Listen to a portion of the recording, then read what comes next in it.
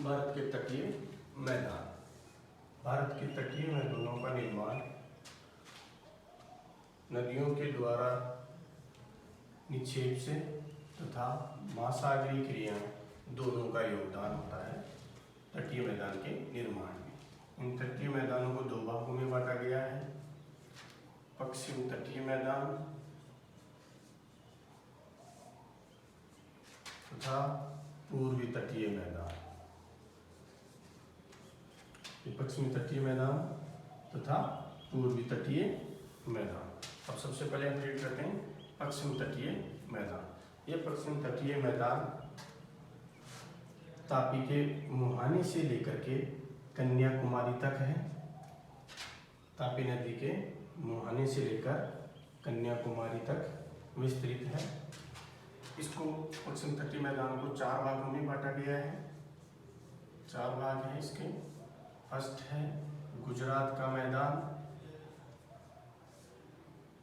Second है कोंकण तट, कोंकण मैदान, थर्ड है कन्नड़ या कनारा, फोर्थ है मालाबार।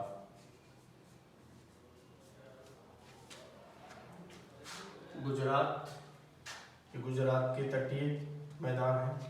कोंकण दमन से लेकर के गोवा तक विस्तृत है। कन्नड़ गोवा से मैंगलोर तक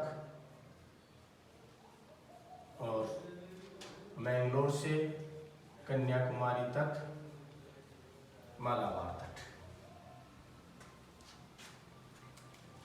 दमन से गोवा तक, गोवा से न्यू मैंगलोर और न्यू मैंगलोर से कन्याकुमारी। ये आता है गुजरात। ये आता है कोंकण, कन्नड़,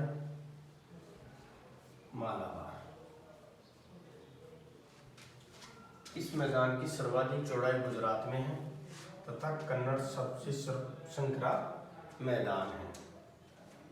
इसमें पश्चिम की ओर जो नदियां प्रवाहित होती है वो बहुत छोटी होती है तथा तीव्रगामी होती है। ये ज्वार नदियों का निर्माण करती है, डेल्टा नहीं बनाती है। इस वजह से ये मैदान संकरा है। केवल तापी और नर्मदा नदियों के मुहानों पर इस मैदान की चौड़ाई ज़्यादा है। इसके दक्षिणी भाग में मुख्यतया कृषि के दृष्टिकोण से कम महत्वपूर्ण है क्योंकि संकरा मैदान है। कृषि के लिए हम मुख्य रूप से नारियल, केला, मसाले, चावल, इनकी कृषि होती है। अब मालाबार तट के अंदर पश्य जल पाए जाते हैं। पश्य जल, बैक वाटर। इस पश्य जल या बैक वाटर को केरल के अंदर कायल या लेगून बोला जाता है। कायल या लेगून झीलें होती है एक तरह की ये, जिनमें से जैसे वेम्बनाथ लेगून है, अस्तांगुड़ी लेगून है, ये प्रमुख लेगून। इसके बाद में आता है पूर्वी तट।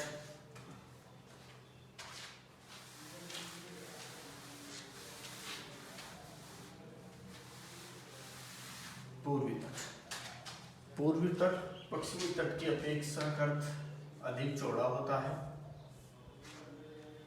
तथा यह गंगा के मुहाने से लेकर के कन्याकुमारी तक विस्तृत है। गंगा के मुहानों से कन्याकुमारी तक विस्तृत है। इसको तीन भागों में बांटा गया है। गंगा के मुहाने से लेकर के इसको स्वर्ण रेखा नदी तक उत्कल का मैदान कहा जाता है। महानदी कृष्णा, गोदावरी, कृष्णा रिवर तक इसको उत्तरी सरकार कहा जाता है। और जो तमिलनाडु का तट है उसको बोला जाता है कोरोमंडल तट। ये पश्चिमी तट की अपेक्षा चौड़ा है, विस्तृत है। ये मैदान कृषि के दृष्टिकोण से देखें तो पश्चिमी मैदान से अधिक महत्वपूर्ण है। इस कारण पश्चिमी तट की तुलना में, मैदान की तुलना में इसमें जनसंख्या का भी ज़्यादा निवास होता है। यहाँ पर समुद्री क्रियाओं द्वारा, समुद्री लहरों द्वारा बालू का जमाव एक श्रृंखला के रूप में होता रहता है, बड़ी श्रृंखला के रूप में, जिससे पुलिकट जो आंध्र प्रदेश में है यहाँ पर, तथा चिल्का जैसी झीलों का निर्माण हुआ है।